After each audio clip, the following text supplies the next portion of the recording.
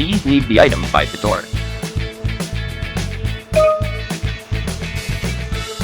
Get out of my home!